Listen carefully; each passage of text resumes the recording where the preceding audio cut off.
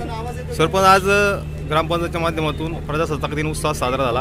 अनेक मान्यवरांचे सत्कार झाले. नेमके काय नियोजन होतं? प्रजासत्ताक दिन असेल, स्वातंत्र्य दिन असेल, महाराष्ट्र दिन असेल, खरं तर हे फक्त शासकीय कार्यक्रम न राहता तो लोकानुनय लोकांचा कार्यक्रम व्हावा यासाठीचा ग्रामपंचायतच्या वतीने खरं तर आजचा कार्यक्रम घेण्यात आला आणि त्याला चांगल्यापैकी यशही आलं.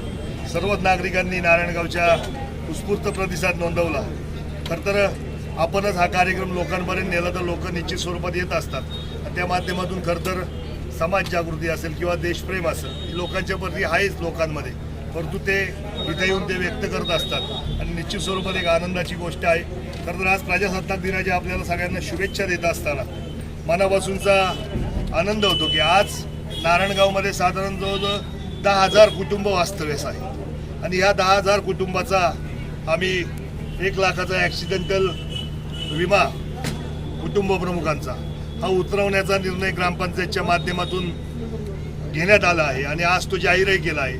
लवकरच येत्या काळात कोणती कागदपत्र आपल्याला लागणार आहेत त्या माध्यमातून आपल्याला लवकरात लवकर सगळ्यांना सांगून ज्या लोकांना खरं तर सर्वसामान्य लोकांचा कुठंच ॲक्सिडेंटल विमा नसतोय आणि त्या माध्यमातून ग्रामपंचायतच्या वतीने आपल्याला आवाहन करतो आपल्या माध्यमातून की आपण सर्वांनी जी कागदपत्र सांगणार आहोत तिथल्या स्थानिक मेंबर लोकांना तिथपर्यंत पोहोचून कदाचित असंही होईल की स्थानिक मेंबरच आपल्यापर्यंत येऊन ते आपल्याकडून कागदपत्र गोळा करतील. त्या माध्यमातून खरं तर आजची ही विमा योजना 26 जानेवारीच्या निमित्ताने जाहीर करण्यात आनंद होतो.